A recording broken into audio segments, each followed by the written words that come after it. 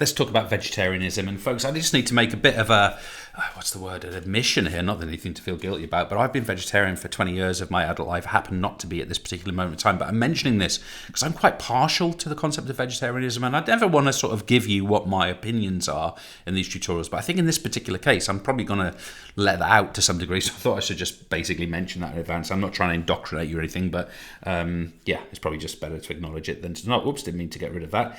What I did mean to do is bring this. This is what vegetarianism is. Vegetarians eliminate meat and meat products from their diet. And just notice that we're talking about both of these concepts, and we're going to look at the details of that in a few moments' time. So let's just first of all ask the question, well, why? Why would you do this? Our culture is a culture that is, I guess you would call it omnivorous. We eat both plants and we eat both meat and fish as well. So why is it that people move towards vegetarianism? So the first reason that these are not in any way by order of any kind of preference, but the first one is people might find this for health reasons. For example, eliminating or cutting down on things like red meat is actually quite good for you.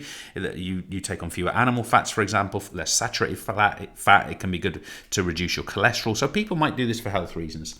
Secondly, people might have objections to how meat is produced, okay? So meat production is a relatively industrial process in the UK, and lots of people feel really quite strongly about how animals are treated within that process. And just going back to my own story, I would just like to tell you that this was the reason that I was, and probably will be at some point again in the future, a vegetarian. You might be wondering why I'm not now. The answer to that is it's a practical thing. I have children, we work very hard, and we don't have a lot of time to make additional meals and this sort of thing. So I've just decided for the time being that I'm going to eat meat just to sort of fit in with those people around me. But that's something I will perhaps change in the future. We shall see. Another reason that people turn vegetarian, I suppose, are animal rights. And I'm just going to sort of stretch to the last point I was going to make in this particular section. And there are people who have a belief that humans shouldn't eat meat. Now, I'm going to be clear here. This is not my personal belief that humans shouldn't eat meat, okay? But some people do believe this. My personal view is that eating meat is normal. Eating meat is normal for human beings, but it should be done in a fair and reasonable way in how animals are treated. That's my overall perspective on it. But the other reason that people, and especially in the modern era, is why people might eat more vegetarian or become vegetarian is because of cost and economics. Meat production is an expensive process and it's a resource heavy process, and therefore we need to consider that some people will do this as well for cost reasons. Now, I want to just mention to you, and obviously you see my map of India here, is that some places are what we would describe as culturally vegetarian. Okay, so I mentioned earlier that the UK isn't, but if we look at what have I written? I think I've got there. So this area of India right here, this is an area called Rajasthan. It doesn't look very big on the map as I've got it now, but you've got to remember, India is absolutely colossal. Okay, so this is a really large area of people. And we're saying here that this is 75% of the population is vegetarian. So we need to acknowledge that there isn't just one way to eat food, and that being a meat-eating culture. There are significant other cultures that don't do that. And with that in mind, I want to stress to you the following. Meat eating in the UK is declining. Now, there might be all kinds of reasons for this. Meat eating in the UK is declining. Now, the stats on this are as follows, folks. As things stand here at the moment, we know that the numbers of meat eaters fell 17% between. I'm going to rephrase what I just said. This is actually not true. Between 2008 and 2019, it's not that 17% fewer people eat meat. 17% total reduction in meat consumption. So, of all the meat consumed in 2008, we're now consuming, or as recently as 2009, we were consuming 17% less meat than at that particular time. Now, it also requires us to address the fact that there are many different types of vegetarianism. Okay, so we've got different types. And the big challenge for all types, if I just write like this, the challenge is always the same in a vegetarian diet, and that is acquiring or consuming or eating. The challenge is acquiring sufficient protein. So let's have a look Protein obviously being a key component of diet, of a balanced diet, and super important for repair and for growth. So if we consider the different vegetarian diets, how do they address this point? I'll come and let's go through that immediately. So look, we made this really lovely image. I think it's quite pretty. That'll give you the different concepts of vegetarianism. So let's start at the top. I'm not going to cover veganism in huge detail because I'm going to do a whole other tutorial on veganism because it's a popular choice for lots of people and it's a growing area of diet. So a couple of things about veganism. They eliminate all animal products and animal byproducts. Okay. So they eliminate animal products and animal byproducts.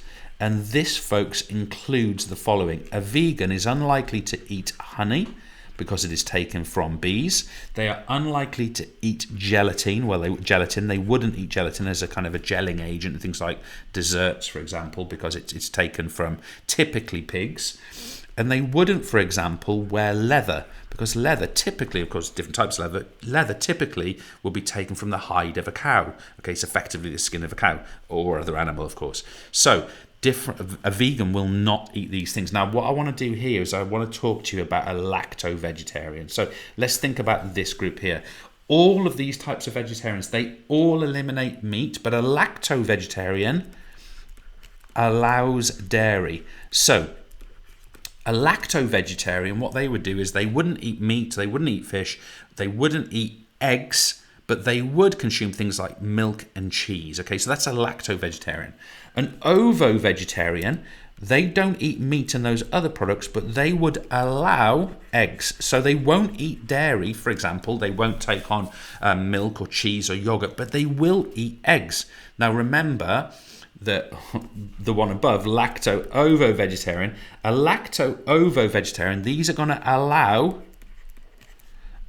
both dairy and eggs. So it's a person that does not eat meat and fish, but will eat dairy and eggs.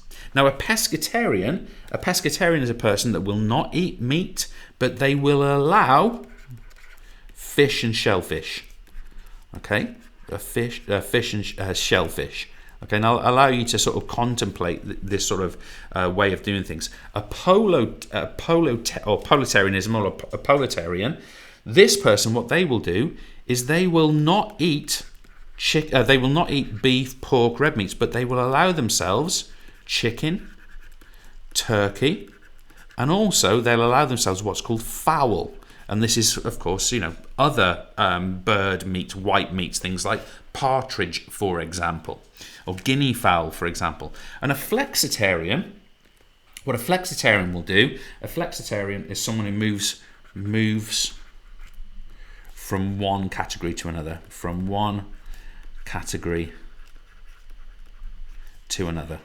So I just want to place where I was when I was vegetarian. So basically, I was a bit of a mix. I guess technically I was a flexitarian. So the way I did it was, I was a vegetarian. I ate no meat products. I ate no fish whatsoever.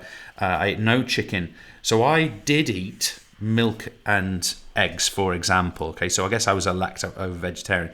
But the other thing I would stress is there were things that I did that lent towards veganism. So, for example, I did not eat gelatin. For example, I did not wear leather during that period of time. The only exception I had to this one was my football boots, because I literally couldn't find another way of actually getting decent football boots. That's actually quite different now. You can do it easily. But at the time that I'm talking, it wasn't as easy. So that was my model, but this is the model that lots of other people take. Can I just repeat again for you? I just want to go back to this point here because I think it's the one we really need to dwell on. Vegetarianism can be a very healthy way of living, assuming that that diet includes the acquisition of sufficient protein. And we should stress that plants do contain proteins, folks. I'll come back to this in the lesson on veganism. Plants do contain protein, but in order to eat a balance and a range of protein, it's actually reasonably challenging. Thank you.